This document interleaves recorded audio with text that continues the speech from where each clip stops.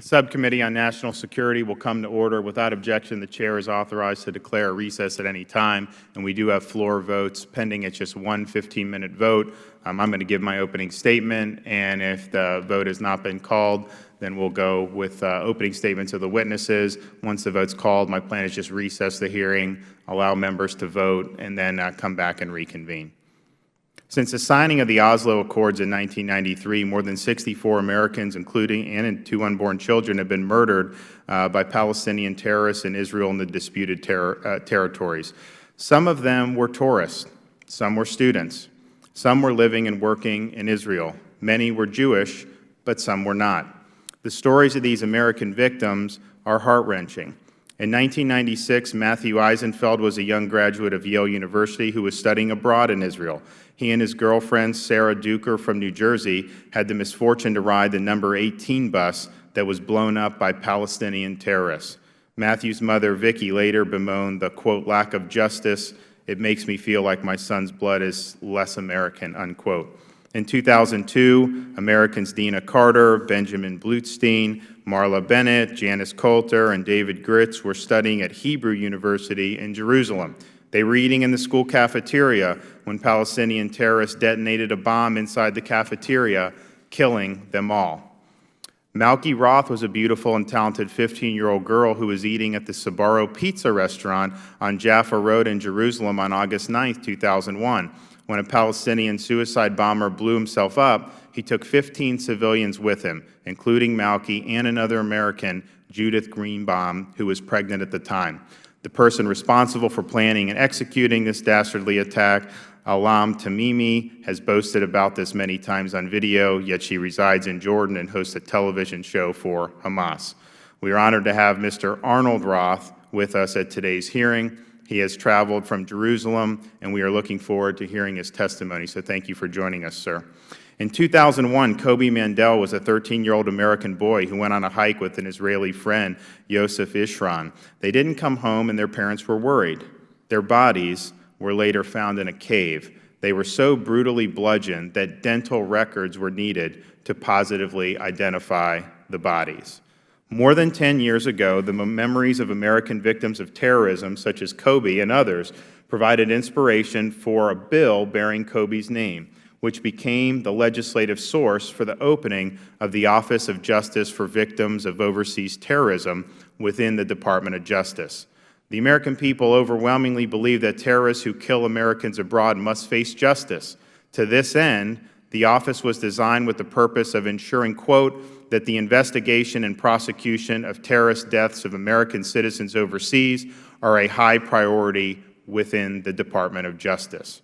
The families of the victims of terrorism and their advocates celebrated the creation of the office in the hope that justice would be sought and achieved for the victims of terrorist attacks. Indeed, when commemorating the establishment of the new office, then Attorney General Alberto Gonzales remarked that it would guarantee, quote, a voice for the victims and their families in the investigation and prosecution of terrorists who prey on Americans overseas, end quote. Yet, DOJ has not been able to cite one example for this committee of even a single terrorist that has been prosecuted in the United States for any of the 64 attacks against Americans in Israel. Indeed, many of these terrorists roam free as a result of prisoner exchanges or evasions.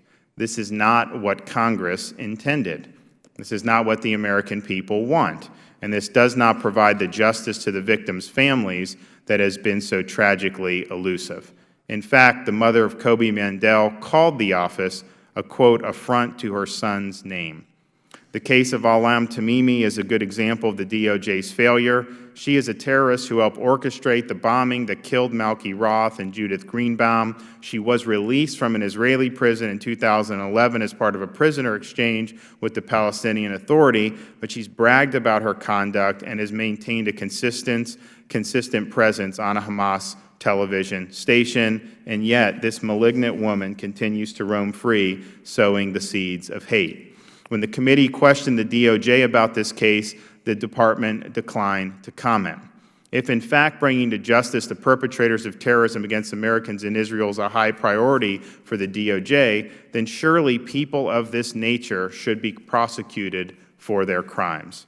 This afternoon, we will hear from those who have either been harmed in terrorist attacks or have lost loved ones. I thank them for their courage to speak out on this important issue. I also ask unanimous consent to insert into the record statements from individuals who have been impacted by terrorism. We have received testimony from Sherry Mandel, mother of Kobe Mandel, Alan Bauer, a victim and father of a victim, and Mark Sokolow, whose family was in a terrorist attack in 2002, as well as the National Council of Young Israel. Israel is a magnet for terrorist attacks because it is a pro-Western, democratic, and a nation of biblical significance. When Americans are the victims of terrorist attacks in Israel, they are, in a sense, being attacked for the shared values that bind our two nations, values that drive the jihadists to consume themselves in a culture of hate. We cannot allow the lives of our own American citizens to be devalued as merely pawns on a diplomatic chessboard. This effectively excuses the terrorists, invites more attacks, and leaves lasting scars on our own citizens due to justice being denied. I look forward to today's testimony and eagerly await progress on bringing justice to the American victims of terrorism in Israel. And with that, I am going to recess the hearing for 5 minutes. We have 12 minutes left on the clock. I'm going to go vote. Once we have some other members come back, we will reconvene. So I thank you for your patience, and I look forward to reconvening the hearing in about 15 minutes. Hearing is in recess.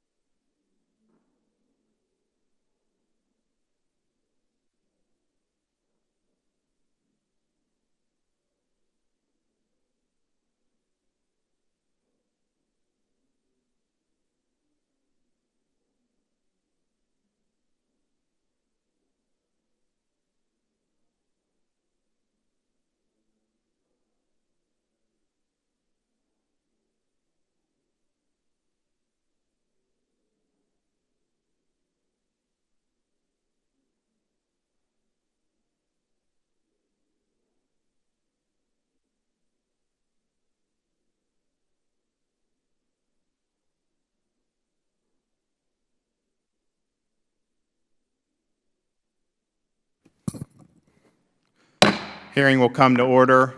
We are reconvened. Sorry about the delay, but we should be able to finish the hearing without having any more breaks for votes.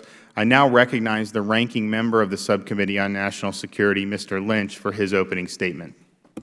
Thank you very much, Mr. Chairman. You obviously run a little faster than I do from the last series of votes, but I'd like to thank you for holding this hearing to examine the assistance for U.S. victims of terrorism abroad. And I'd also like to thank our witnesses here today for your willingness to help this committee with its work. Ms. Singer, Mr. Schwartz, and Mr. Roth, I'd like to extend our deepest appreciation on both sides of the aisle for your testimony here today. And as always, our thoughts and prayers remain with you and your families for the unimaginable pain and loss that you've endured.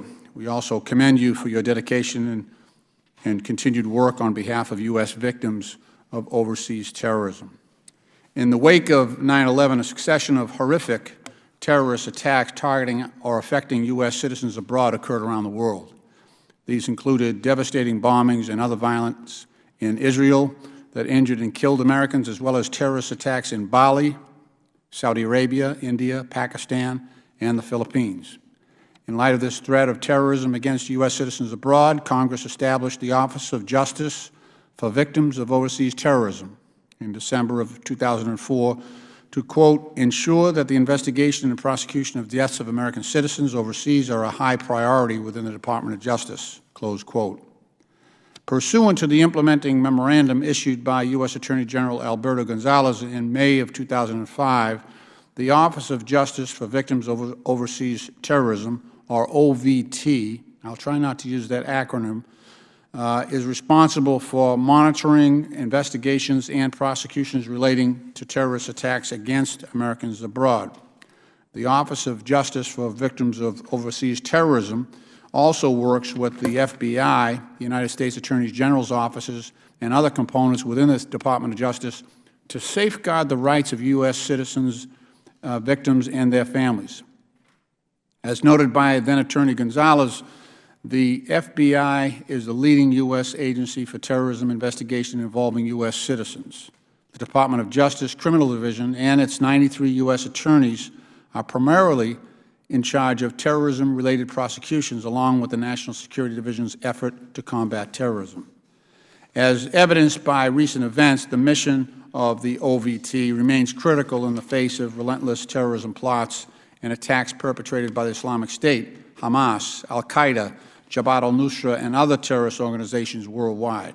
Just last week, I arrived in Istanbul, Turkey on an overnight oversight delegation only 4 days after a suicide bombing occurred in the city's Sultanahmet Square, an area heavily frequented by international tourists. I had been there previously with my family, my wife and daughter. I also traveled to Beirut, Lebanon, the site of a double suicide bombing in November 2005 that killed 2 American citizens and a permanent U.S. resident. The U.S. Department of Homeland Security-sponsored National Consortium for the Study of Terrorism reports that over 100 Americans were killed by terrorist violence worldwide between September 11, 2001 and 2014. In addition, the State Department recently estimated that approximately 7.6 million Americans are living abroad. More than 70 million Americans travel internationally every year. We must make every effort to ensure that the U.S. victims of overseas terrorism and their families are afforded the justice they deserve. To this end, it's imperative that we conduct meaningful oversight of the Department of Justice victims assistance process in order to identify additional steps that we could take to facilitate this important mission. I would note that Congress recently enacted a bipartisan omnibus appropriations bill that establishes a new United States Victim of State-Sponsored Terrorism Fund. This fund may be authorized up to $20 million to certain U.S. victims in the aftermath of a terrorist attack. Again, I very much appreciate the opportunity to hear from Ms. Singer, Mr. Schwartz, and Mr. Roth on their experiences with this process. I'll also look forward to discussing with all of our witnesses how we can address existing challenges to assisting U.S. victims of terrorism abroad and their families. Thank you, Mr. Chairman, and I yield back the balance of my time. Thank the gentleman. I will hold the record open for 5 legislative days for any members who would like to submit a written statement. We will now recognize our panel of witnesses. Pleased to welcome Mr. Brad Wigman, Deputy Assistant Attorney General, National Security Division, U.S. Department of Justice, Ms. Sari Singer, founder and director of Strength to Strength and a victim of terrorism herself, Mr. Peter Schwartz, uncle to a victim of terrorism, and Mr. Arnold Roth, father to a victim of terrorism. Welcome to you all. Pursuant to committee rules, all witnesses will be sworn in before they testify. Please rise and raise your right hands. Do you solemnly swear the testimony you're about to give will be the truth, the whole truth, and nothing but the truth, so help you God? All witnesses answer in the affirmative. Thank you, and please be seated. In order to allow time for discussion, please limit your testimony to 5 minutes, or if I've talked with some of the witnesses, please do the best you can. Your entire written statement will be made part of the record. Mr. Wigman, you are recognized for 5 minutes. Good afternoon, Chairman DeSantis, Ranking Member Lynch, distinguished members of the committee. I'm very pleased to be here today to talk about the Department of Justice's efforts to seek justice for U.S. victims of Palestinian terrorism in Israel.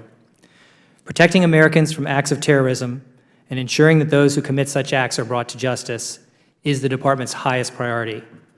DOJ's agents, analysts, and prosecutors use every available resource and appropriate tool to disrupt terrorist plots and to investigate and prosecute terrorists. As we perform our mission, the American victims of terrorism are always foremost in our thoughts. Our hearts are with them and their families, relatives, and friends who have endured so much pain and suffering because of horrific attacks. We will leave no stone unturned in our efforts to ensure that those responsible for these attacks are held accountable, no matter where the attack occurred and no matter how long it takes. This past year, we brought charges in scores of international terrorism-related cases, reflecting the serious and diverse terrorist threats that we face today, from al-Qaeda and its affiliates to ISIL to homegrown violent extremists who are inspired by such groups. For more than 10 years, we've had an Office of Justice for Victims of Overseas Terrorism. The mission of OVT is to ensure that where Americans are killed or injured in terrorist attacks overseas, investigation and prosecution remain a high priority, and the rights of victims and their families are honored and respected. OVT's operational assistance is focused principally on supporting Americans, victims, when cases are tried in foreign criminal justice systems, as is ordinarily the case in overseas attacks. Its work complements that of FBI's Office for Victim Assistance and the Victim Witness Coordinators in U.S. Attorneys' offices, which have a more domestic focus. There are a number of different services OVT provides to victims, and I'd be happy to talk about those in greater detail today. Now, I know this committee is particularly interested in how we support American victims of Palestinian terrorism in Israel. Terrorist attacks, unfortunately, are all too common in Israel. Many Americans have been injured or killed in these attacks, along with Israeli nationals and others.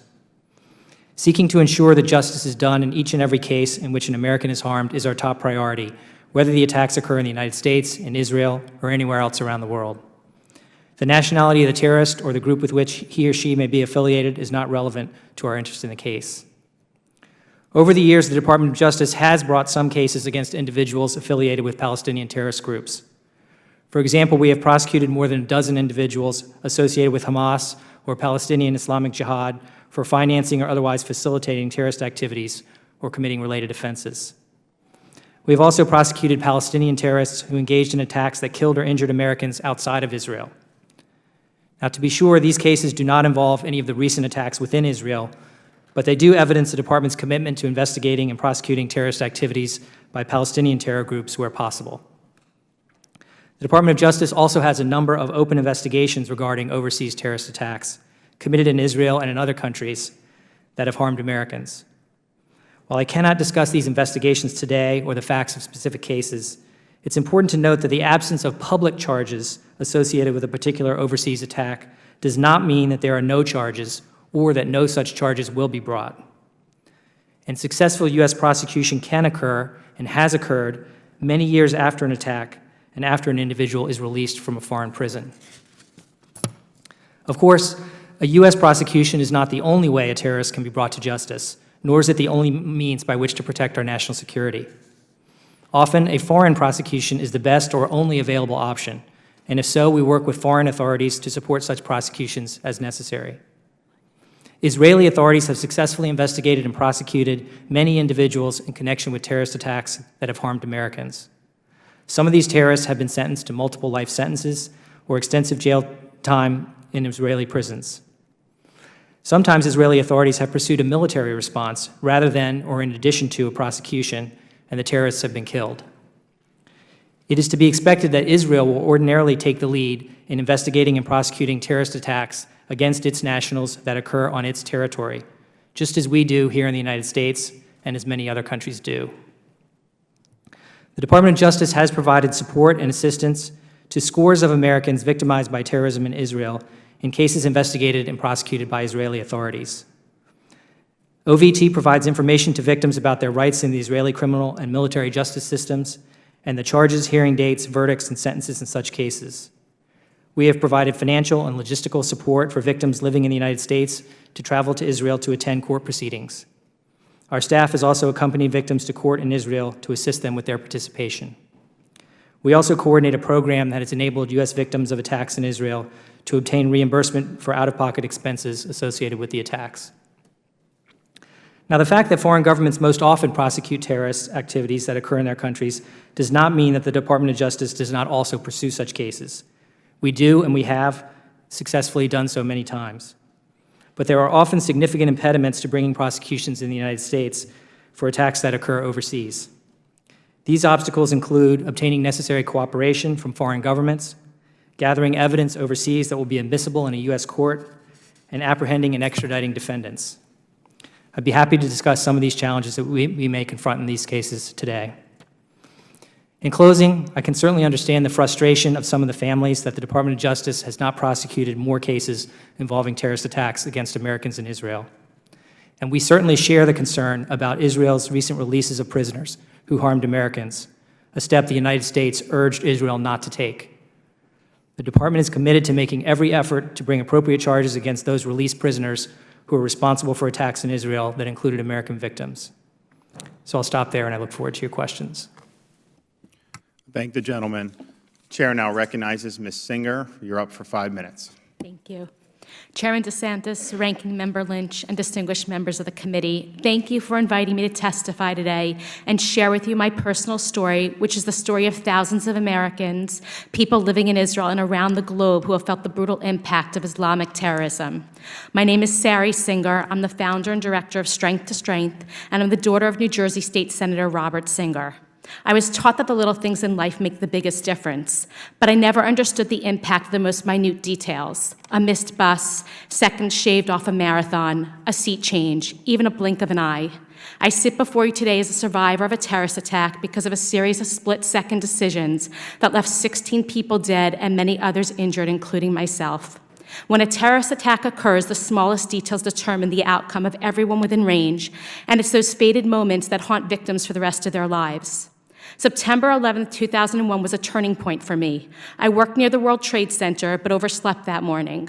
While my colleagues were running for their lives, I was uptown watching the towers burn and the murder of thousands of Americans on television. Within 3 months, I quit my job and moved to Israel and volunteered with organizations assisting victims of terrorism. My personal 9/11 came on June 11, 2003, the day I boarded bus number 14 in Jerusalem and barely escaped with my life. It is now 12 and a half years since that horrific attack, and the memories are still fresh in my mind. When I close my eyes, I am brought back to that day and shudder as my mind wanders into the alternate endings, each scenario increasingly terrifying. I was meeting a friend for dinner and boarded the bus. I chose an empty seat by the window. I always preferred the aisle seat, but that day I didn't, and I lived. The woman in the aisle seat next to me did not. I remember the sounds of crushing metal and the shockwave as the explosion tore through the bus. I remember shutting my eyes, an instinct which saved my sight. And I remember the moment of silence that followed the blast, a silence so frightening, the silence of those who were dead in every seat around me. I screamed. I screamed so loud that a stranger who had heard the blast from 3 blocks away ran toward the mangled, burning bus and pulled me out. I will never forget the old woman who held me as I was burned, bleeding, and frightened. I will never forget the kindness and love that was shown to me by those I had known my entire life and by those whom I had never met. My injuries were extensive. Shrapnel went through my left shoulder, breaking my clavicle bone. Both my eardrums were blown from the impact of the blast. My hair was burned, my face was bruised, my legs badly cut, and I have shrapnel in my mouth that is inoperable, that will remain with me the rest of my life. Days after the attack, I was told that the terrorist was 2 people away from me, and all those seated and standing around me were killed on impact. A busload of innocent civilians boarded the bus that day, and a suicide bomber injured over 100 of us and murdered 16 innocent people, including American citizen Alan Beer, originally from Cleveland, Ohio. An attack happens in an instant, but the impact lasts a lifetime. I established the organization Strength to Strength to create a support environment for victims, both survivors and bereaved family members. We are part of a global network bringing victims of terrorism together, working with organizations in various countries coming from different backgrounds and religions. It's difficult to find anything positive or any semblance of meaning in an act of terror. The act of maiming or murdering another person to support a political or religious agenda is not one that I will ever understand. We must do everything to make sure no more lives are ruined by terror, and we must remember that victims need support from their family, friends, community, and especially their government. While the physical injuries I endured were difficult, nothing compares to the long-term psychological impact. Finding justice is something that is vital in dealing with the long-term impact of what I and others have been through. In 2004, Congress passed the Kobe Mandel Act, which funded a special office within the U.S. Department of Justice to advocate on behalf of American victims of terrorism and tasked them with not only helping families with various expenses resulting from terrorist attacks, but to actively investigate those crimes and help bring the perpetrators to justice. While the office has been responsive in helping families with the former, and the civil servants who work at the Office of Justice for Victims of Overseas Terrorism undoubtedly have good intentions, Congress has hoped that the Department of Justice would take an active role in investigating, extraditing, and prosecuting terrorists who kill Americans overseas has come up against a harsh reality. Since Congress passed the Kobe Mandel Act, the only serious counterterrorism effort I've seen relating to my terrorist attack, and dozens like it, has come from 2 private civil suits I joined against Arab Bank of Jordan and National Westminster Bank in Britain. The case brought against Arab Bank led directly to a regulatory investigation by the U.S. Treasury Department of Arab Bank's New York branch and culminated in a jury verdict in 2014 finding the bank liable for 24 Hamas terrorist attacks, including the terrorist attack that injured me. The case against NatWest Bank is still pending, but it already has resulted in the bank closing the accounts of a U.S. specially designated global terrorist, Interpol, whose accounts remain active for years despite U.S. diplomatic efforts. I don't expect perfect justice, and I fully realize that the federal government cannot bring every terrorist to justice. But the government's track record in extraditing or even seeking extradition of Palestinian terrorists who have murdered American citizens is non-existent. One example is Ahmed Mustafa Salah Hamad, part of a Hamas cell that murdered American Howard Goldstein in June 2003, who was sentenced to 7 life sentences by Israel. He was released from prison as part of the Gilad Shalit prisoner exchange. He has since been linked by Israeli authorities to a fatal June 29, 2015 attack in Israel. I love my country. America has always been a great country that has created a safe haven for citizens and refugees. I grew up believing that my country would be there for me and protect me no matter where I was in the world. These last years have left me feeling let down, and I want to believe again, the way I always did, that my country is protecting me and not the people who sent a teenager strapped up with a bomb to blow me up. Please, for all of us who've had our lives disrupted, restore our faith that our government is on our side. In closing, thank you, Chairman DeSantis, for making this hearing a priority and being a voice for so many American victims of Palestinian terrorism. Thank you for standing up for us and making sure that we know we're not alone and that we're not forgotten. Thank you. Thank you. Mr. Schwartz, you're now recognized for 5 minutes. Thank you, Chairman DeSantis, Ranking Member Lynch, and members of the subcommittee for holding this hearing and for allowing me to testify. My name is Peter Schwartz, and I am the proud uncle of Ezra Schwartz of Sharon, Massachusetts. Ezra was a sweet and fun-loving kid. He was a great skier and baseball player and an avid football fan. He had a sharp mind, was a strong chess player, and enjoyed reading. He had a special talent for engaging those on the margins or in need, the nervous young camper, the mediocre athlete at the baseball tryouts, the elderly woman carrying groceries. Ezra graduated high school and had been accepted to the business program at Rutgers, which he was excited to attend this fall. But he decided to take a gap year in Israel on a program that mixed learning with community service. He was popular and happy, enjoying his year, doing good works, and looking forward to college. On November 19, 2015, just over 2 months ago, Ezra and some friends went to do some volunteer work on a memorial park that ironically honored the memories of 3 boys who were kidnapped and killed by a Palestinian terrorist the year before, one of whom, Naftali Frankel, was an American citizen. The van that Ezra and his friends were in was caught in rush hour traffic at the Gush Etzion junction just south of Jerusalem, and at some point, Ezra put his head down against the window and went to sleep. Muhammad Abed al-Basit Harub, a 21-year-old Palestinian from a small West Bank village, spent at least 2 years planning and preparing to kill as many Jews as possible. With the assistance of his brothers and at least one friend, Harub purchased 2 guns and many rounds of ammunition for over $10,000. Harub chose his own birthday, November 19th, to go searching for a place with enough Jews to kill. When he arrived at the Gush Etzion traffic jam in which Ezra and his friends were stuck, he took out his gun and started spraying the waiting cars with bullets, killing 3 people, including Ezra, before being apprehended. Ezra was shot in the head, and in an instant, all of the beautiful things that he was and everything that he would ever become was gone forever.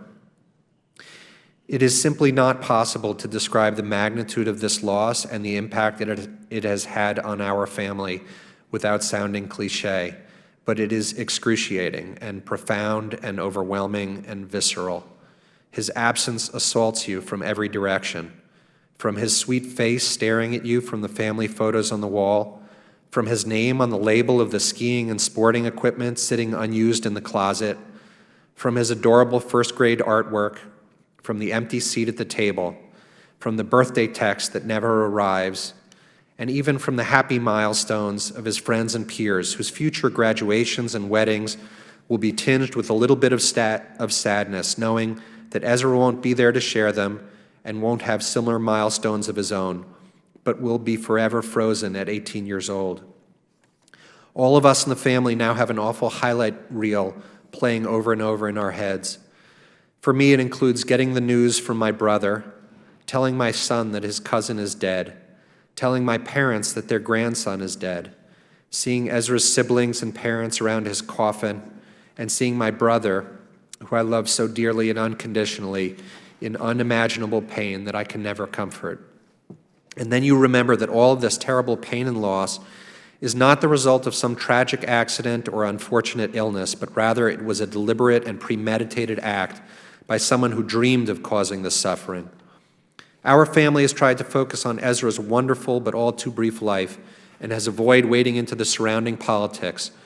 But there is nothing political or controversial about saying that the deliberate killing of innocent civilians for ideological, political, or religious reasons is abhorrent and inhuman, and it is just as wrong in Israel or in Gush Etzion as it is in Paris or Mali or London or Lower Manhattan. There is no context or explanation that makes Ezra's murder or Palestinian terrorism any bit less repugnant than any other terrorism in any other place, and there is no reason that it should warrant any less condemnation or reaction from every civilized citizen or country on earth. In fact, the need for a strong U.S. response to terrorism in Israel is even greater, considering how many Americans live, study, and travel there, that it is such a frequent, now literally daily, target of terrorists, and that it is our strongest ally in the Middle East, and the only one with which we share fundamental values like religious tolerance and democracy. Since Ezra's death, the U.S. government has been extremely supportive of our family. Condolence calls from President Obama and Secretary of State Kerry were deeply meaningful and appreciated, and representatives of OVT, IDVRP, and the FBI have been in touch and sympathetic. That said, we are not aware of what, if any, U.S. actions have been undertaken to investigate this case, and we still have many unanswered questions about the attack that claimed Ezra's life and what role our government can play in answering them. For example, how did a 21-year-old Palestinian from a small West Bank village obtain more than $10,000 to purchase firearms and ammunition? Did Harub receive funding from outside groups such as Hamas or Islamic Jihad? Will others, including Harub's brothers, one of whom supplied him with the car he used in the attack, be charged as accomplices in the case?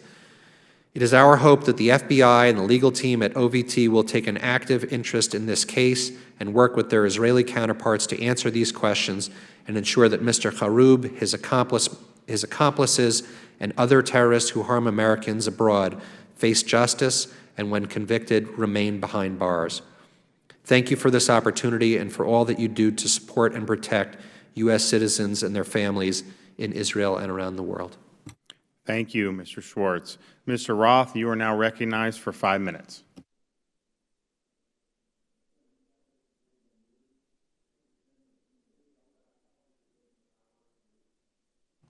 Thank you. I'll start again.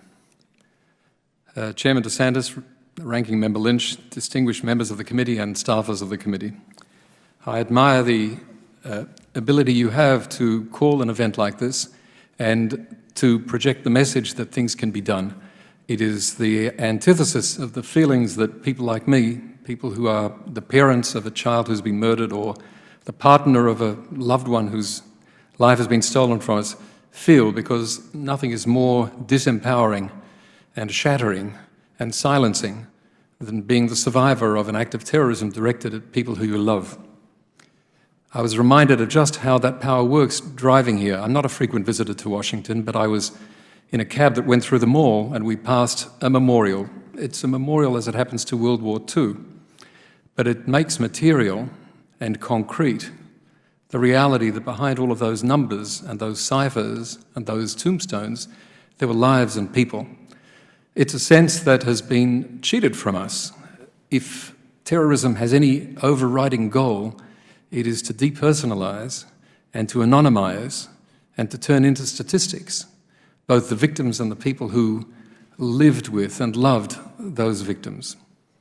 And I appreciate the opportunity that this hearing presents to push back and to say what is on the minds of victims like me, and there are thousands of us. We seek, by every possible means, to do something that is so difficult to explain that I can only throw the words at you, to reassert the humanity of the people whose lives have been stolen by the cruel terrorists. In this case, my daughter Malki. I'm not going to spend any time here telling you what a wonderful life she lived and what a beautiful person she was and how much good she brought into the world and how empty and silent is the void that she left behind her. But I am going to say that having stolen that life, the terrorists have left us, the families and the loved ones, no choice but to do everything we possibly can to associate the memory of that wonderful life with things that are good. And I'm struck by the reality as I look around the other victim families in Israel where I live, at how energetically they pursue the doing of good things, perhaps the erection of a shelf of books, perhaps a shelter at a bus stop, perhaps a foundation like the one that my wife and I set up that helps people who have a disabled child. You see actions like this going on all the time, and they're not intended to draw attention to the people who are doing them. They're intended to draw attention to the lives that have been so unfairly stolen. And with the image of Malki, my daughter, who was 15, right before my eyes as I say these words to you, I realize that I want you to know that I'm never going to be again able to talk about terrorism in the way perhaps that others can. I see things, my wife sees things, my children see things, that somehow the people who report about terrorism and the people who prosecute the terrorists probably never see. There are resonances and absences and failures to do things that choke us. I don't remember thinking those thoughts until I had to wake up one morning and see my daughter's slippers next to the bed that she was never going to be sleeping in again. When I put together my written submission, which I hope will be read, I felt that I needed to speak about practical things that this committee could do. And they came down to wanting you to be aware of the incitement and the enablement, two key words which may not be self-evident. The incitement that goes on day after day to anyone who has eyes and ears by the Palestinian Arab society with which we are striving to live in peace, and which to a great extent is folded into the society in which I and my family live. The incitement that comes from the very highest levels of that society, right down to ordinary tweets emanating from people who live in that society. The hatred, the urging on to more and bigger and better acts of terrorism is simply unbearable. And as long as it goes on, and it does go on, We're wasting our time and our prayers in hoping that these problems will go away. They will not go away. Likewise, the enablement. The enablement has to do with money, and money is where Washington comes into the picture. When a person is sentenced to prison and then comes out after perhaps many years, life is pretty difficult. You have problems re-emerging into society and you probably don't have any money. It's hard for me to convey to you how untrue that is in the case of thousands of Palestinian Arab convicted terrorists. Of course, I'm thinking about the people, the gang who were involved in the murder of my daughter. And I'm also thinking in particular of the engineer of the massacre, who was a young woman who's been mentioned here in the chairman's thoughtful introductory words.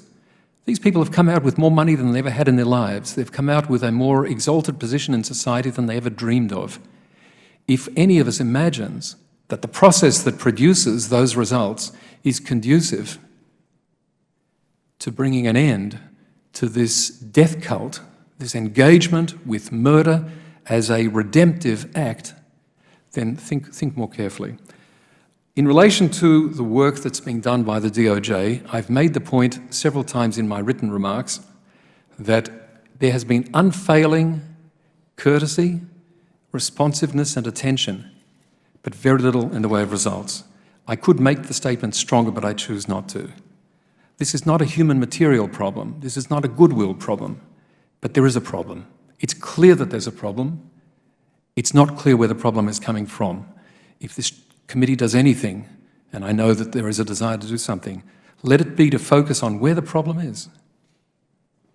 Should the OVT or the DOJ address these issues of incitement and enablement and the particularly bizarre way in which the word terrorism has been removed from the lexicon of many of the people engaged in looking at terrorism and trying to stop terrorism? Euphemisms are being used as if they were machine guns, but they're not machine guns, but they do make people lose focus. In some ways, they are the real enemy here. Terror is now a legitimate career option for hundreds of thousands of the people living on the other side of the boundary from where I live. Unless we engage with that issue and recognize where it's brought us, not much is going to happen. I don't know why the Kingdom of Jordan continues to appear at the very top of the State Department's survey on terrorism as America's close ally. I don't know why that is. I don't know why people who haven't lost a child don't see how far away, which is not very far away, everybody here in my country, in Australia, in New Zealand, wherever, are from experiencing the kind of unthinkable loss that has turned my family's life upside down. I'm sorry that I've gone on beyond the time, but I want to mention very briefly something that President Obama said last week on the day that this meeting was supposed to take place, on the 27th of January. He did something that was startling to me. He quoted a Hebrew expression, which is, of course, taken from the Bible. In the course of speaking at the Israeli Embassy on Holocaust Memorial Day, he used the expression tzedek, tzedek, tiradov. 3 words. Tzedek, tzedek, tiradov. Tzedek is the Hebrew word for justice. It's also the Hebrew word for righteousness. And it's repeated twice in that sentence in Deuteronomy 16. Tzedek, justice, cannot be done in a vacuum. Justice requires to be done in a righteous fashion. Doing it right is how we ensure that all of us, not just the victims, but all of us, can continue to live and exist as coherent and constructive communities and societies. I can't explain why the OVT's record is what it is, but I do urge everyone, including the key people inside the OVT, to look carefully into their hearts and see whether justice is being done and whether it's justice, justice, as the biblical phrase says, justice, justice, thou shalt pursue. Thank you very much. Well, I thank the gentleman, and I think that the witness statements were excellent. I really appreciate you guys coming here, and I think that anybody watching this, I think it was very, very powerful, and we appreciate it. Mr. Wigman, the committee has counted that since '93, at least 64 Americans have been killed, as well as 2 unborn children, and 91 have been wounded by terrorists in Israel and the disputed territories. How many terrorists who have killed or wounded Americans in Israel or the disputed territories has the United States indicted, extradited, or prosecuted during this time period? I think the answer is none. Okay. How many terrorists who have killed or wounded Americans anywhere else overseas has the United States indicted, extradited, or prosecuted? I don't have an exact figure for Probably you. be a decent-sized number, though, correct? There's a significant number, yes. Okay. Does the DOJ plan to prosecute any of the terrorism cases committed by Palestinian terrorism in Israel and the disputed territories? So we have a number of open investigations. I can't comment further on the status Do you of know these how many, though? investigations. I can't give you that number. Why not? I don't have the number, and I don't think we want to comment exactly, because the more we say about the number of investigations we have, the more we tell the bad guys who we're trying to get. Well, I get, look, I get the ongoing investigation. I think we would like a sense of whether this is a substantial effort or not. And so, maybe you don't give us an exact number, but we want to know that the progress is being made. I mean, your opening statement, you said that these prosecutions, when Americans are killed by terrorists overseas, including in Israel, that was the highest priority and that there should be no stone left unturned. And I understand when you're talking about foreign jurisdictions, and you alluded to some of the issues that arise, and I think that point is well taken, but when it's 0 for 64, I think you see some people who've been affected negatively wonder, what exactly is the department doing within this particular aspect of terrorism that occurs in Israel. And let me ask you particularly, Mr. Roth alluded to the engineer of the terrorist attack that killed his daughter. This is an individual who really is, since being released in a prisoner exchange, has been open and notorious, is on TV with Hamas. Is that something that the department is monitoring, and is there any plans to try to seek justice in that case? Yeah, so absolutely. Let me address that. I think the Tamimi case is the case you're referring to, and she, along with 2 others, I think, were prosecuted originally by the Israelis. As I said in my opening statement, most of the cases that occur in Israel are prosecuted in the Israeli system, and so she was sentenced to a long prison term. She was then released in 2011. In conjunction with the Gilad Shalit prisoner exchange. This was something that we opposed. We had advised the Israeli government that we opposed this release, but they did that anyway. They're a sovereign government. We couldn't block that. Since that time, we've made clear that we intend to pursue any available charge that we can, either in this case or in all the other cases involving released prisoners. That was really a kind of a game changer for us, the prisoner release, and we're really concerned about all of those folks that have American victims on their hands. So absolutely, we're pursuing. I think so. Pursuing all of those cases, including that one. And I appreciate it. Senator Inhofe in 2012 wrote and requested the status.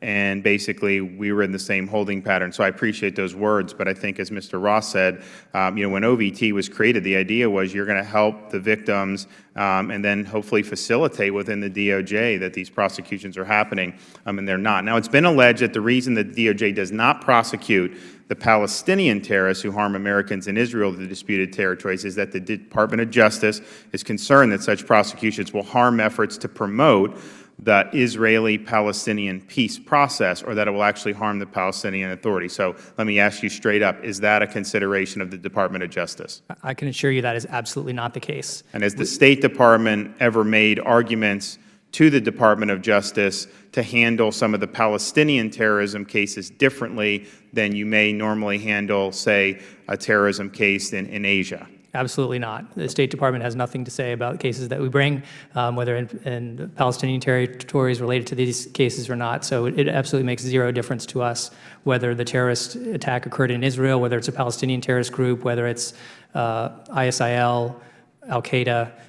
They're all the same to us. We want to protect Americans regardless of who they've been victimized by. So you mentioned the 2011 prisoner releases that included terrorists who harmed Americans. Now, when that was undertaken, you said the administration opposed it. Did the State Department work with Israel to maybe seek extradition of any of the people who were being released against our wishes?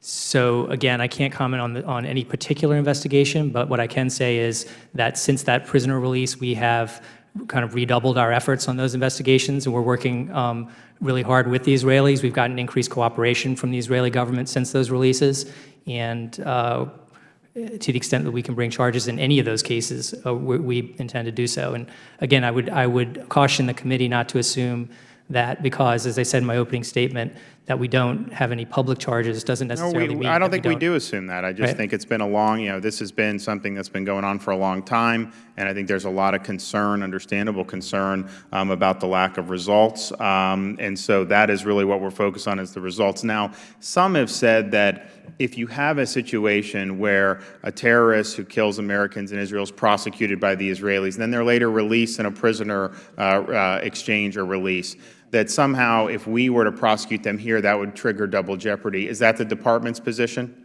Absolutely not. We have prosecuted people who have been released from prison before. Sometimes it takes us a while.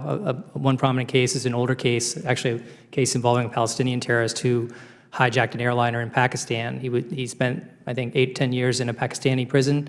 Then he was released, made his way to another country, and it was, I think, more 10, 12, 15 years later that we were able finally to apprehend the person, prosecuted him in 2004, and he's got a 60-year sentence today. So we have prosecuted people who've been released from prison before, and certainly nothing in the Israeli prison release would be any different. We fully intend to pursue charges in any of those cases if we can. Let me just conclude by asking, and I realize, you're here representing the department, the Kobe Mendel and the OVT. This was all over 10 years ago. We've had different administrations, different parties. We've had Congress, different parties, and so it's been it's not that there's one person to blame, but when you see that 0 cases have been brought, and you see the victims of terrorism, their families seeking justice. Do you understand the frustration without seeing any tangible results, even understanding that some of these cases are very difficult? I certainly understand the impatience and frustration. The only things I could say are, the reasons are, in some of those 64 cases that you talked about, there were Israeli prosecutions, and Israel is a very capable and effective and aggressive prosecution regime. So a lot of those prosecutions were brought by the Israelis, and that's the same as we would do here. We have had foreign nationals injured in terrorist attacks here, whether it's the 9/11 attacks or the Boston Marathon bombing. There were foreign nationals in both of those attacks who were killed and injured. Those attacks are going to be prosecuted in the United States. The foreign governments, we try to work with them, give them information and so forth about the case, but the same is true in Israel. The Paris bombing was prosecuted or will be pursued and investigated by the French because it's on their territory. There was an American killed in that attack. So I totally get it. I understand the frustration and impatience of the victims, but in general, most terrorism cases around the world are prosecuted where they occur. That doesn't mean that we don't try to bring extraterritorial cases when we can, but there are some really tough issues in bringing these cases. As I mentioned in my opening, we have to have the cooperation. And I appreciate all that, and but the tough issues, you got to confront those. When you say leave no stone unturned, that means you got to deal with them head on. So I appreciate you being here. I've gone over, and so let me recognize the ranking member, Mr. Lynch. Okay. I want to thank the witnesses for your testimony. Indeed, heartbreaking and very, very powerful. I want to go through, Mr. Wegman, the procedure that has to be followed. I also serve as the top Democrat on the task force on terrorist financing, so I spend a lot of time in the Middle East and Pakistan, a lot of time in Israel, fair amount of time. Just came back last week from Lebanon, the Syrian border, Turkey, Jordan, and part of our efforts there are on the terrorist financing piece, is to take the power away from these terrorist groups, to try to deny them the resources that they use to perpetrate these terrorist acts, and to deny them access to the legitimate financial system. I'm also very familiar with previous terrorist attacks, Khobar Towers, Nairobi, Dar es Salaam, the multiple attacks in Karachi, Pakistan, and Islamabad, obviously several attacks in Beirut. Mr.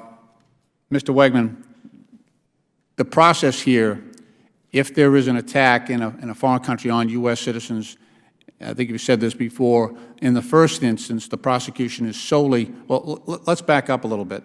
In all of those cases that I just mentioned, to my knowledge, it was the FBI that goes in first. Is that correct? Are they the lead agency for the United States? For the United States, they are, but obviously if it's an attack overseas, the real leader is the government of the place. No. I'm talking about, Yes. I realize that. The FBI, yes, Yeah, absolutely. yeah, for us, the lead, Yes. the lead agency for us. Absolutely. So, and in the first instance, our role in terms of assisting any prosecution by the host country, and as you said, the Israelis handle it, the Lebanese handle it, the Kenyans handle it. It is an investigation that is by the host country, and we're allowed to assist. Is that how it normally goes? Yes, in many cases, we do provide assistance if we have information that is relevant to the attack, or we can provide, sometimes we're helping with the victims actually provide information what they have on the attack. So yes, there's ways that we can assist, and we do. Sometimes it's just helping them in their own investigative techniques. So there's a lot of cases in which we provided support. The other more capable governments, it's less likely that we would provide assistance because they're already quite capable on their own. So it really depends on the country. Okay. Are there any opportunities for us to have shared prosecution agreements or something like that, or a treaty in place where we can actually, get in initially with the investigation and sort of expedite and enhance the prosecutions in foreign countries? Do we have anything like that? It really depends on the country and the facts of the case. There's some cases, let's say an African country, some that you mentioned, Kenya and Uganda, I know. There are cases where they really need our help. They're not used to doing complex counterterrorism prosecutions. We send FBI teams in very early and prosecutors as well to help investigate the case, and we're there at a very early stage. In contrast, in another case, let's say it's an attack in France, they already have a very sophisticated cadre of investigators and prosecutors. We typically would provide information, let's say electronic information on accounts that terrorists may have been using or things like that, and we provide assistance. But it's not the same level of support that we provide in a less developed country. And I know this is probably country specific, but what is the experience that you've had in terms of getting cooperation from some of the host countries where an attack has occurred involving a U.S. citizen? So it's really all over the map. Some countries really welcome our cooperation and ask for it. Other countries are not as cooperative and won't give us information, won't allow us in on the ground, won't allow us to go in and interview witnesses or do anything like that. So it really runs the gamut. Mr. Schwartz's testimony highlights the balance of understanding the sensitive nature of investigations and intelligence gathering on the one hand, but also on the other, the victims and families deserve answers to the questions. So you can see how this is tremendously frustrating to families in this case, and also all those who are similarly situated, and there are hundreds. I'd like to get your comment on this, particularly given that your division, the National Security Division, not only oversees OVT, but also is more generally responsible for enhancing law enforcement and intelligence efforts to combat international terrorism. How do we divide those priorities in terms of trying to inform the families, but also dealing with maybe sensitive issues with the host countries? So we have an obligation, and it's our mission anyway, to give the families as much information as possible about the status of the investigations, to the extent we can do so without interfering with or impeding those investigations. So that's one of the main functions of our Office for Victims, is to keep the victims apprised of the status of investigations. We have lots of meetings with victims, their families, to tell them what's going on, There are limits sometimes as to how much we can say, but we say a lot more than we can say publicly. We develop confidential relationships with the victims and can share quite a bit of information with them. We try to obtain information if it's a case that's being prosecuted overseas from the foreign government in a way that the victim might not be able to, and share that information to the extent that we can as well. So the victims actually have statutory rights to be informed to the extent possible, and we try to maximize that to the extent that we can. There are some limits to what we can say because we don't want to jeopardize the case in any particular case, but we do try to share as much as we can. Is there anything that Congress can do? Do you feel that you're inhibited in any way by statutory provisions that we have put in place that that could be mitigated in order to help you be more cooperative with victims' families?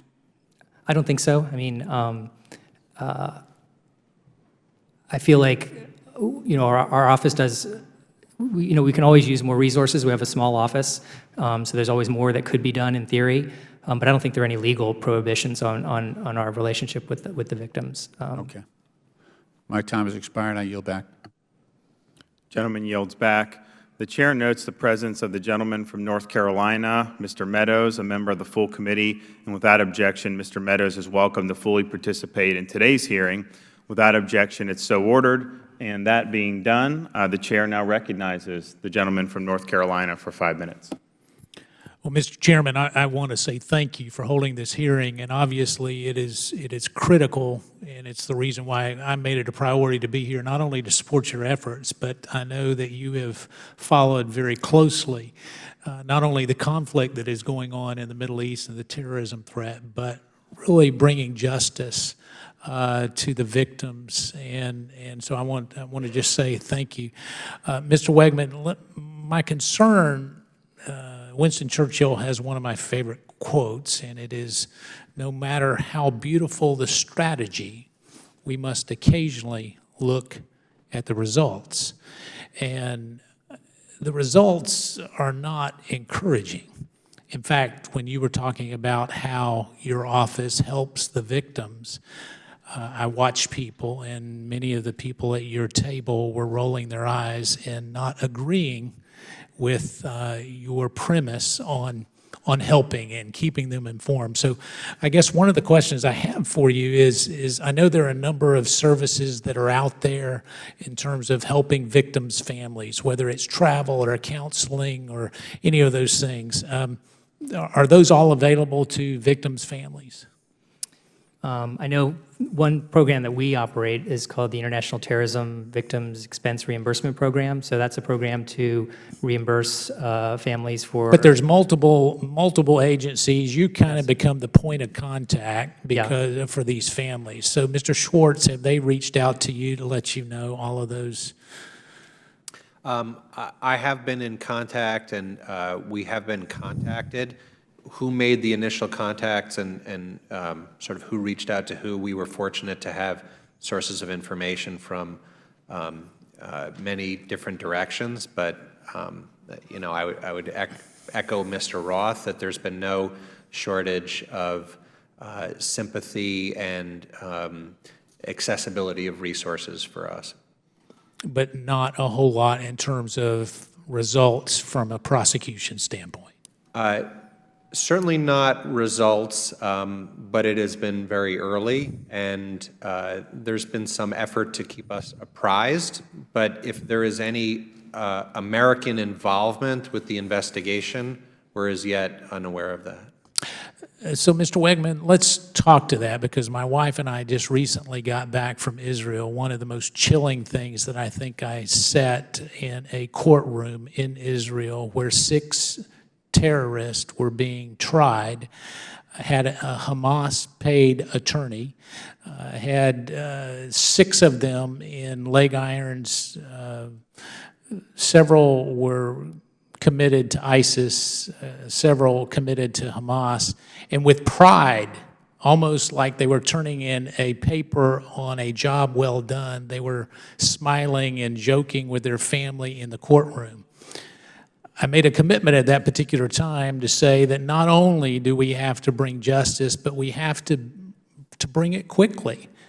And so I guess the question I have is, knowing that there's the pride of these terrorists, and many of them feel like that they get off so easily, why are the Israelis better at bringing them to court than we are here in the United States? Is it a lack of resources? Because if it is, you need to speak up now. Yeah. I wouldn't say it's a lack of resources. It's just they're the ones on the ground who are, let's say an attack occurs in Jerusalem. They're the ones going to the scene. They're collecting the forensic information in a way that they would do that in Israel, but may not be the way that we would have to do it in the United States to ensure that it's admitted in a U.S. So they're not coordinating with you properly? Is that, because, I mean, I'll reach out to the Israeli government if that's Again, So the typical case, it might be, 5 or 6 Israelis are killed, and then 1 American is killed, and perhaps a Palestinian or someone from a third country. The Israelis are going to take the lead in that country. They're not going to, in general, have multiple multi-country investigations right at the very initial stage. They probably haven't even identified the nationalities of the victims at stake, much less have a chance to contact the foreign governments and get them involved. So they're going to take to just as we would do here in the United States in investigating a case. The FBI is going to do the investigation, is not going to be promptly inviting in, for example, in the Boston Marathon bombing, there was a Chinese national that was killed. We're not going to be inviting the Chinese government in to help us conduct that investigation. So I think the Israelis do it the way that most of other countries would do it, but they're doing it under Israeli priorities and under Israeli laws that are not going to necessarily lead to us being able to introduce the evidence that they collect in a U.S. court. The way they get statements from witnesses and so forth can also be in a manner that we can't use them in a U.S. court. So don't get me wrong, we can overcome some of these obstacles. I just wanted you to be aware that there are particular challenges in these overseas cases. So when are you going to overcome these obstacles?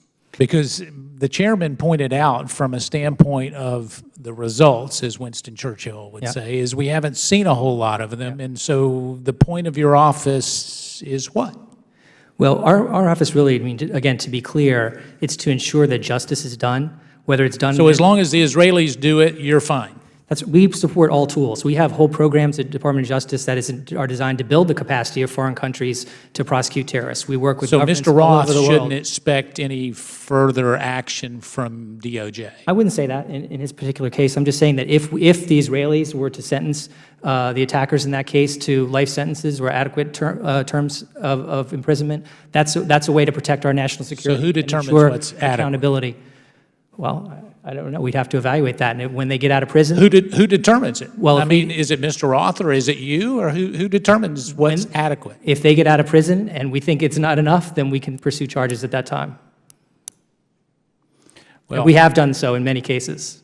And that's one of the things that's happened in these release cases in 2011, which is they were released prematurely as part of a prisoner swap. We're not happy with that at all, and we are actively pursuing those cases, I can assure you. So, Mr. Chairman, you know that you have my full support. I will continue to work with you as you continue to illuminate this particular situation. I thank you for your leadership, and I yield back.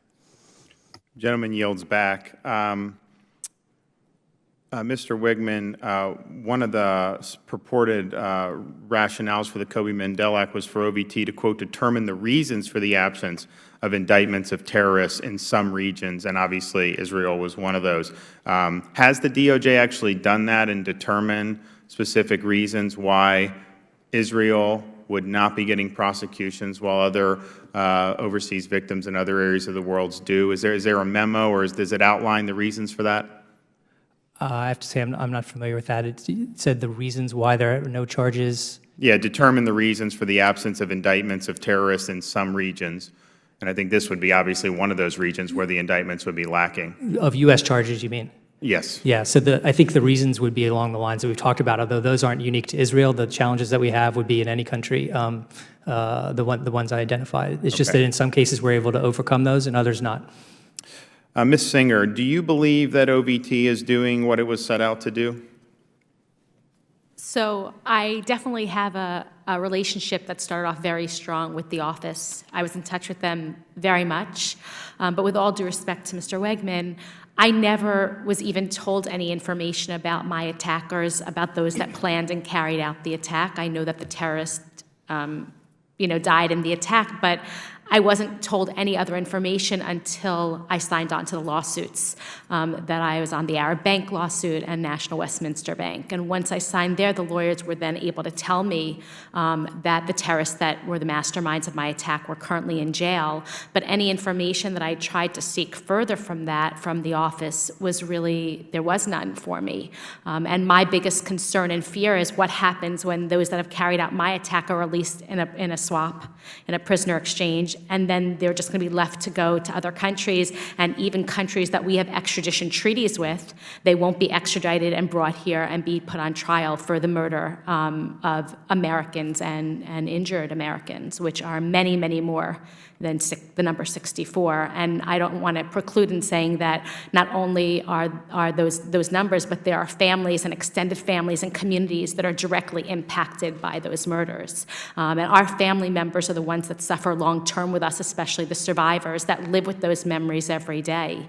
And justice for us and accountability and validating what we went through is something that we need to see more of. We need to make sure that those that have carried out these attacks, if they're being let out of jail because of an exchange, that their lives are not going to go back as if they're heroes, but that they're really going to be prosecuted against in this country and be made an example that no one should be carrying out attacks against Americans anywhere in the world. And I think it's really important that there is more movement and more measures taken to, especially with the ones that we've talked about from the Shalit deal, there are a number of those with American blood on their hand that could be taken and prosecuted. And again, for me, I've never received any significant information in this area with regard to assistance of ITVRP and other areas of psychological, physical. The immediate needs for a victim after an attack, the office is very good with in terms of, medical needs and reimbursement. But it's really the justice portion of it that I have some issues with in terms of really wanting to find out what happened and where these people are, and that they're not going to be released soon. Do you know, Mr. Wigman, the status? We had the murders in Gutzet-Zion, I think in November of 2015. There was an American that was killed. Are the Israelis currently prosecuting that case, to your knowledge? What was the name of the case you mentioned again? There were a handful of people. It was, when was it? Probably mid-November of 2015. We can get you the information if you can let us. It was the most recent, I believe. Yeah, it was Schwartz. Yeah. So yes, the Israelis have opened a prosecution in that case and brought charges in that case. And I think there are 3 others. There have been 7. There's been an uptick in violence in Israel recently, and there's been a number of Americans injured or killed in those attacks. And I think there are 7 cases, and of those 7 recent cases involving Americans, there are 4 that the Israelis have brought charges, and we're in touch with and contacted the victims and their families in each of those cases and have offered our support services. Okay, good. Mr. Roth, your testimony was great. I mean, you really did a good job with that. It was well done, so thank you for that. And I think you bring up a good point. I mean, obviously, when something like this happens, I mean, we want justice, but I think everyone would prefer that this stuff just not happen to begin with. And you talked about the incitement, and you talked about just the lucrative nature of terrorism in this society. And American funds are obviously a part of propping up the Palestinian Authority, even with the unity government with Hamas. So, I mean, just what is your advice to us about how we use tax dollars with respect to the Palestinian Authority? Look for the return on investment, if I can just put that in the simplest of terms. But I'm not very good at giving advice, certainly not in this context. I'm a little bit better at asking questions. And I have to say, the one question that is rattling around in my brain after hearing some of the comments that have been made here and focusing on the work of the OVT, what it says it does, what it describes as being its goals, what its highest priorities are, I'm struck by a triviality, and I mentioned it in my written submission. The brochure that's handed out to families who are the clientele of the OVT has gone through at least 2 different versions, and you have to look very carefully to see the difference because they look identical. But the difference between the 2 is that in one of them, the earlier one, the first one, there's a section, a significant section, headed, "What are the rights of victims?" And in a later version, that paragraph has simply been removed. The guidelines haven't changed, nothing's changed, But somebody somewhere, and as I say, all I know is to ask questions, has made the decision that the rights of the victims perhaps isn't the same kind of priority now as it was then. Now, I'm not establishing that as a conclusion at all. I'm only asking questions. But as a lawyer, and I've practiced law as long as most people here in this room, I know that you can't simplify the legal process without doing damage to the integrity of the process. The fact is, things can take time. But speaking as a client of the lawyers now, my family and I haven't heard a thing for 4 years. I've learned a lot about the perpetrators of the murder of my daughter, but it's come through the legal offices of Twitter and Facebook and YouTube. That's not consistent with the self-description of the OVT.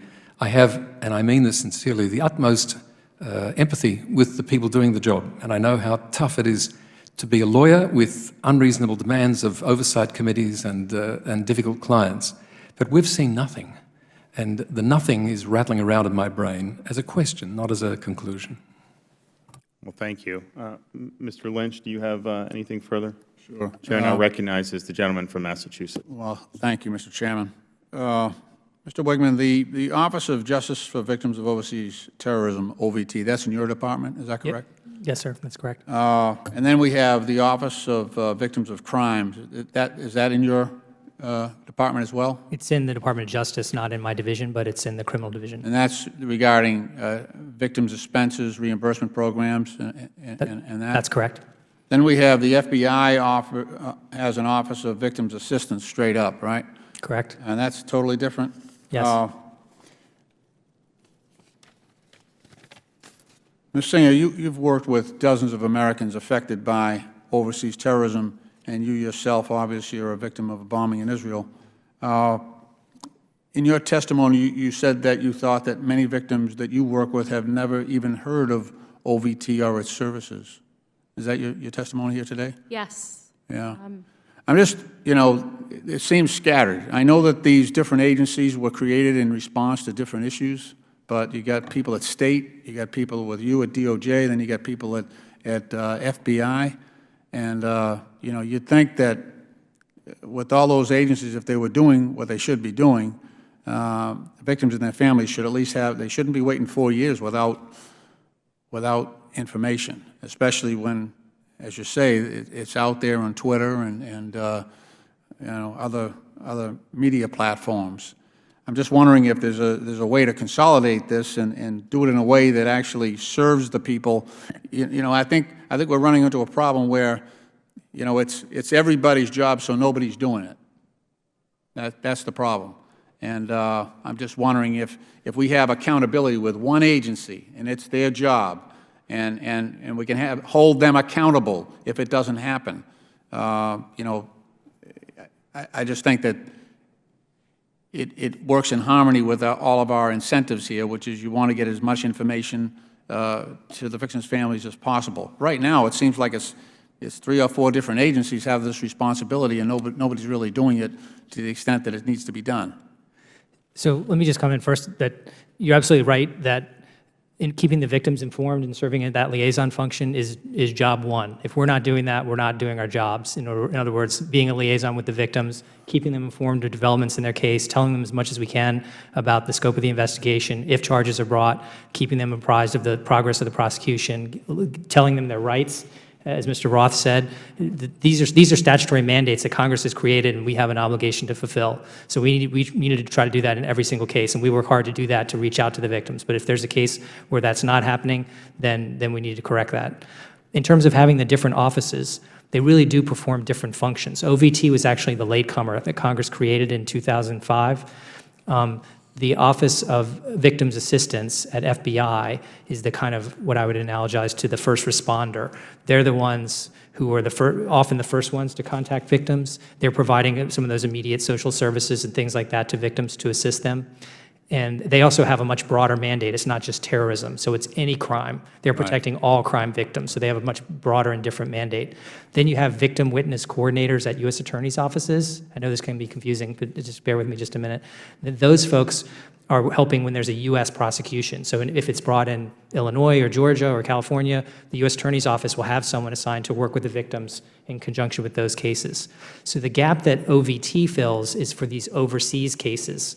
Okay, so how do we help people know their rights in Israel or France or Brazil or wherever the case may be, understand what their rights are under foreign law and how they can interface and help them participate in those proceedings and provide victim impact statements and do the other things that we do. So that's why we have different offices, and we try to have all these offices work together as appropriate. Okay. I've exhausted my time. I yield back. Gentleman yields back. Chair now recognizes the gentleman from North Carolina. Mr. Chairman, I'll be very brief. Mr. Wegman, I asked earlier if it was lack of funding or how can we help? So here's my request of you and my challenge to you. It seems curious that I would have two people at a particular witness table that would indicate that there is a failure to communicate on not only a regular basis, but they're finding out more information, whether it's a lawsuit or Twitter or Facebook, than they are from the appropriate agency. You just described the agencies and what they did, and I'm confused. I mean, it's like spaghetti, and you don't know where to start and where to stop. And so here's what my request of you is: can you put together a task force within DOJ that makes a commitment to all victims, not just the 3 that we have here today, to provide regular updates, to let them know what their rights are, to put it back in a brochure, to make sure that every victim's family gets something as a disclosure that says you can count on this, you can count on this, and you can count on this. And if you're not getting that, then let your member of Congress know, or let us know, or the appropriate person know.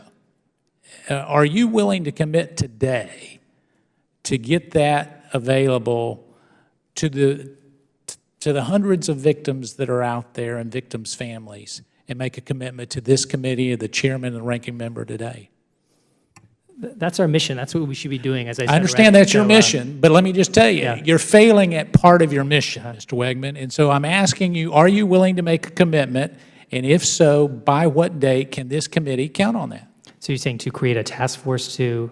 It doesn't even have to be a task force. Just get it done where victims can understand what their rights are and what's available to them, and where they can count on it, so they don't have to have an attorney figure out the legalese that you just went through. That's absolutely our commitment to the victims, and so I can make that commitment today, that we owe that to the victims. And I'm certainly happy, right after this hearing, we can chat. If you feel like you're not getting what you need from our office, we can meet, we can set up arrange meetings for you, whatever you guys want, because we do owe that to the victims.